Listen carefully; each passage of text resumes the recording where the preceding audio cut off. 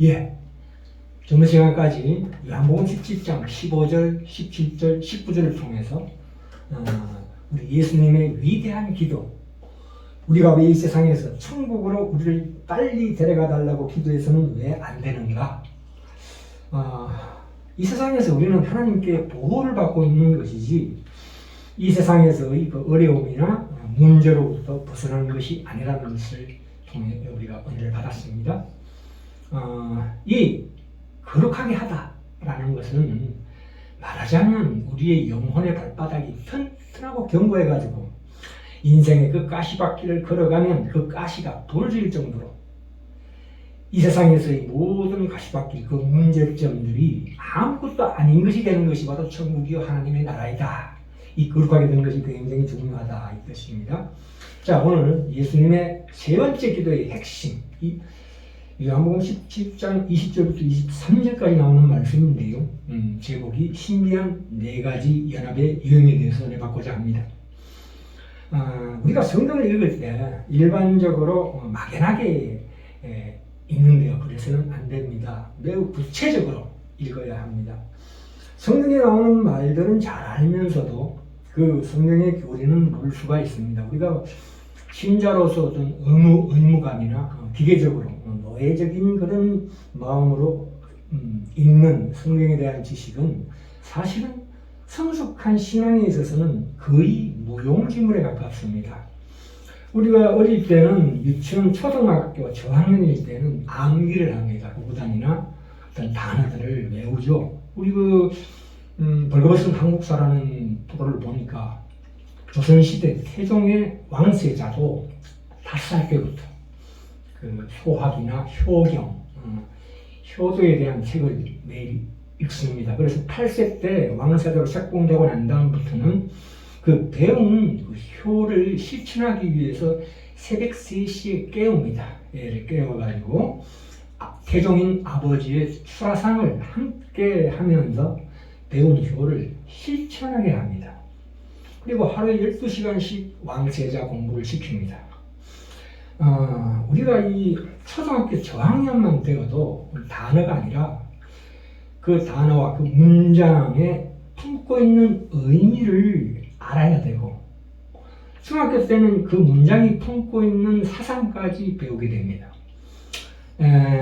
비록 우리가 타락한 우리 언어이지만 우리 그 영혼의 근원인 하나님의 말씀이 왜 이렇게 딱딱하고 어려운가 우리 자꾸 이렇게 되묻는데 왜 이렇게 어렵고 딱딱하냐 하면 우리가 거룩이니 영원이니 영생이니 하는 말들이 말하자면 그렇게 정의를 뚜렷하게 하지 않으면 어려운 말로 말하자면 우리의 영혼의 지평이 그만큼 넓어지지 않습니다. 그래서 우리가 그 딱딱하고 어려운 단어들을 그 개념을 성경적인 개념을 파악해야 비로소 우리의 영혼의 지평이 넓어지고 하나님과의 교제에 딱 들어맞는 길로 우리를 인도하게 된다 이 뜻입니다.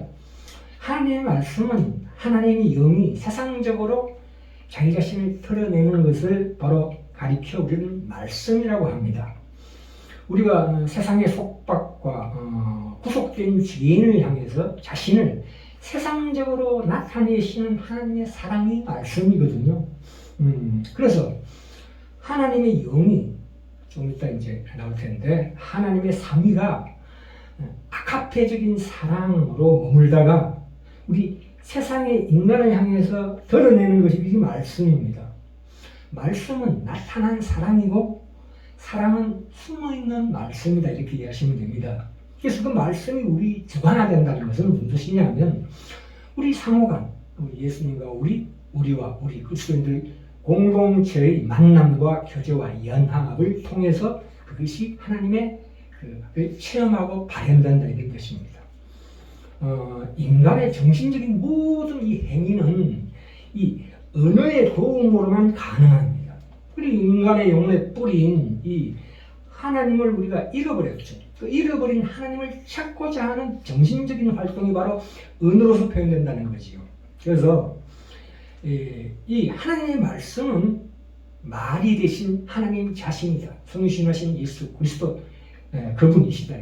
우리가 눈으로 볼 수 없고 귀로 들을 수 없는 하나님의 실제성, 그것을 추구하는 유일한 길이 바로 말씀이요 통로이다. 이렇게 우리가 반드시 이해하셔야 합니다. 자, 이제 요한복음 17장 20절에서 23절에서 하나님의 진리의 말씀이 임해서 적용될 때 그 연합으로 나타납니다. 그것은 성경에서 취급하고 있는 그 연합에는 네 가지 유형이 있습니다. 네 가지 유형이 있는데 그 첫 번째는 복되신 삼위일체, 삼위가 갖는 연합입니다. 성부, 성자, 성령께서. 그래서 예수님이 말씀하시죠. 아버지와 나는 하나입니다. 이렇게 말씀하십니다. 두 번째 종류의 연합은 주 예수 그리스도라는 한 인격의 두 본성에 결합되어서 나타나는 연합입니다. 참으로 완벽하고 신비하게 결합되어 있는 연합이죠. 한 인격의 두 본성, 두 성품이 결합되어 있다. 그렇게 존재한다 이 뜻입니다. 그리고 세 번째가 중요합니다. 이 세 번째는 그리스도와 우리의 연합입니다. 주 예수 그리스도와 그의 백성과의 연합이죠. 골로새서 1장 27절에 보면 너희 안에 그리스도, 살아계신 그리스도 이렇게 말씀하고 있습니다. 그러니까 곧 우리 속에 나 아닌 또 다른 인격이 존재하신다 이 뜻이죠. 말하자면 내가 혼자가 아니고 두 사람이다 이런 뜻입니다. 차 갈라디아서 2장 20절에 보시면 이제는 내가 산 것이 아니요 오직 내 안에 그리스도께서 사신 것이라. 그리스도의 백성이라는 것은 전체 몸은 그리스도 안에 있다 이 뜻입니다. 그래서 에베소서 4장 15절에 보시면 오직 사랑 안에서 참된 것을 하여 범사에 그에게까지 자랄지라 이렇게 말씀하고 있습니다. 이렇게 오직 사랑 안에서 있어요. 이 사랑이라는 것은 우리가 어떤 사회나 어떤 우리 경험이나 인생 속에서의 사랑이라는 개념이 아닙니다. 그것은 바로 옆에 해석이 나와 있죠. 오직 사랑 안에서 참된 것이죠. 참된 것. 그 사랑이라는 그 그릇 안에 참된 것이 담겨져 있는 건데 그 내용이라는 것은 뭐냐면 성경에서 나오죠. 고린도전서 13장 사랑장과 갈라디아서 5장 22절에 정확하게 정의가 나와 있습니다. 참된 것이라는 게 뭐냐? 그 성경에서 얘기하는 사랑의 개념이라는 것은 무엇이냐면 오래 참는다, 모든 것을 용납한다, 기다린다, 용서한다 이런 뜻입니다. 여기서 모든 것을 용납한다는 것은 어떤 범법을 용인하는 무질서한 분위기가 아닙니다.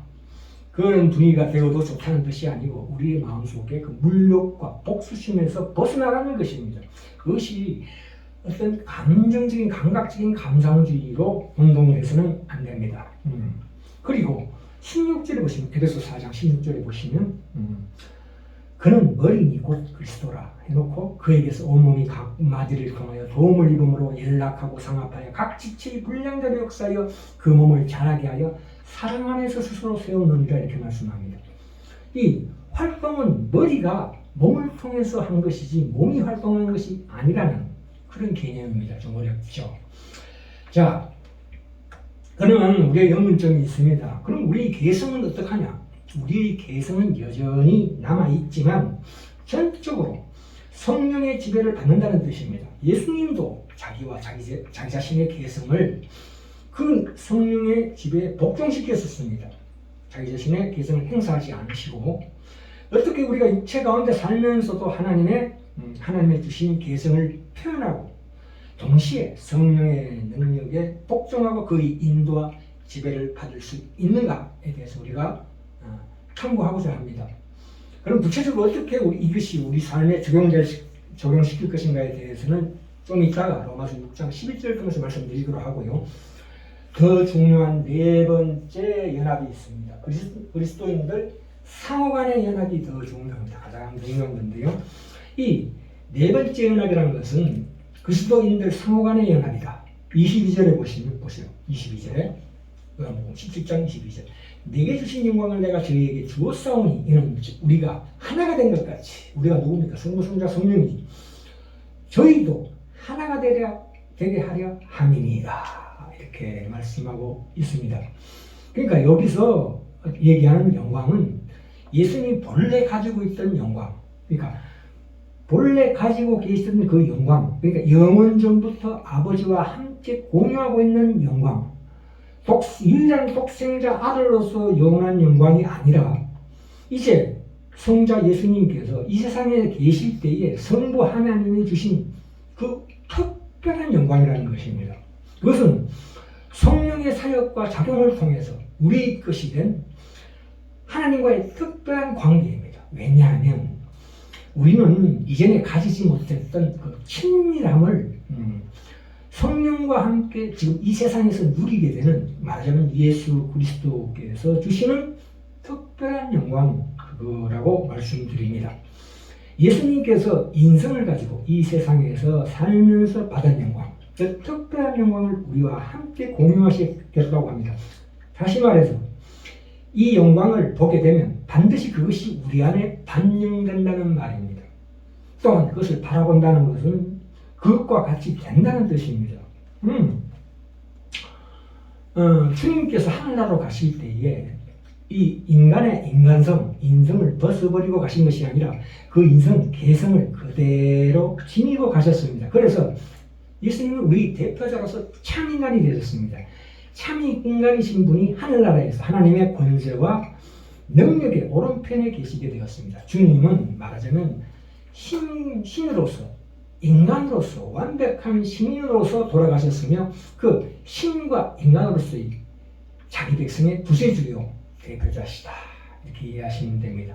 그런데 그 예수님이 이 땅에 사실 때 겪었던 그 특별한 영광, 부활하실 때 하나님께서 받은 그 영광이 우리에게 주어진다 이 뜻이죠. 그래서 요한일서 3장 2절에 보시면 장래에 어떻게 될 것을, 뭡니까? 우리의 장래가 어떻게 될 것은 아직 나타나지 않았으나 그가 나타나심이 되면 우리가 그와 같은 줄을 아는 것은 그의 계신 그대로 볼 것을 인함이니 우리가 그와 같아진대요. 놀라운 은혜의 말씀입니다. 그리고 빌립보서 3장 20절에 보시면 우리 낮은 몸을 자기 영광의 몸의 형체와 같이 병케 하시리라, 그런 말씀이 나옵니다.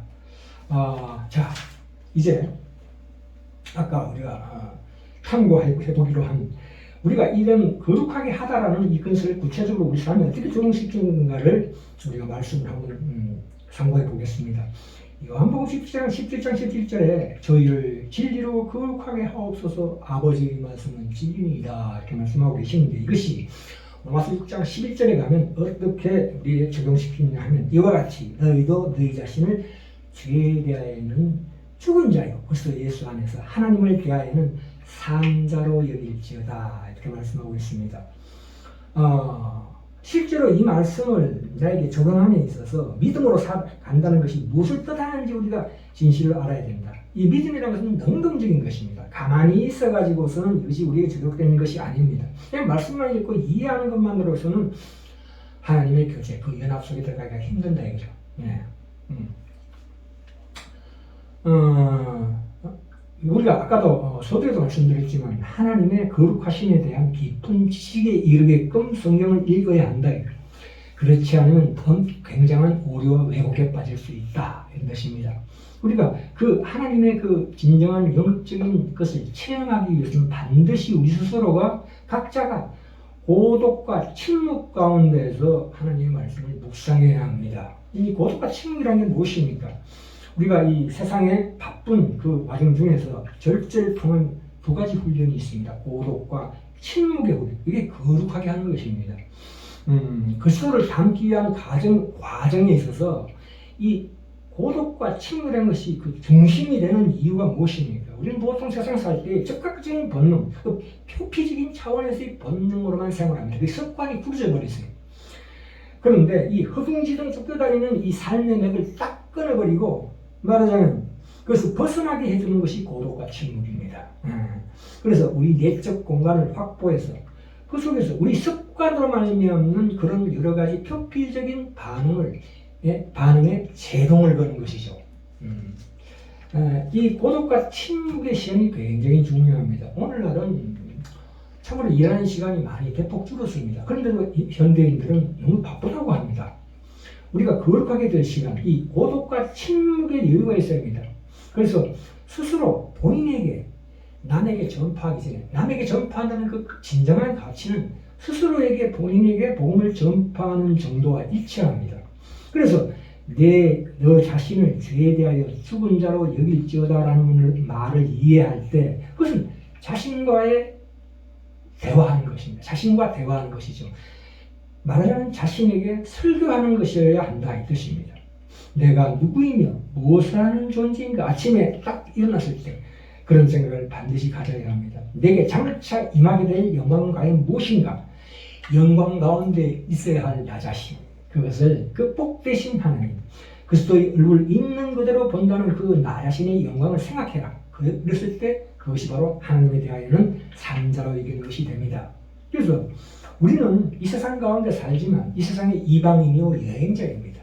그래서 날마다 시간마다 나의 이 장막, 내 몸을 옮겨 하루하루 내 본향으로 가까이 나가고 있다라고 스스로에게 설교해야 합니다. 예. 그랬을 때에 참 우리가 닥친 모든 일들, 일어나는 모든 세밀한 일들, 심지어 우리의 머리칼까지 헤아리실 정도로 관심을 가지고 계시다는 하나님의 말씀을 깊이 깨닫게 됩니다. 우리가 이럴 때에 이 감동이 오기까지 기다리지 않아야 합니다. 왜냐하면 우리 일상을 보면 감동이 있어서 일을 합니까? 그렇지 않죠. 부모 자녀 간에 그리고 직장에 가는 것이 감동에 젖어서 가는 거 아니에요. 우리 일상이라는 것은 우리 자신이 먼저 어떤 진리로 말미암아 그 이해한 것을 움직여야 합니다. 내 자신이 먼저 움직일 때 그 감동은 따라오게 됩니다. 그래서 내가 먼저 하나님의 거룩하심에 따르는 그 말씀의 실천을 하기만 하면 성령께서 내 속에서 임재하심을 깊이 발견하게 됩니다. 그래서 내 이기적인 자아가 고독과 침묵의 그 긴 시간을 통해서 그것이 죽게 됩니다. 그래서 하나님과 더불어 맺는 우리의 관계의 적용이 될 수 있다 이 뜻입니다.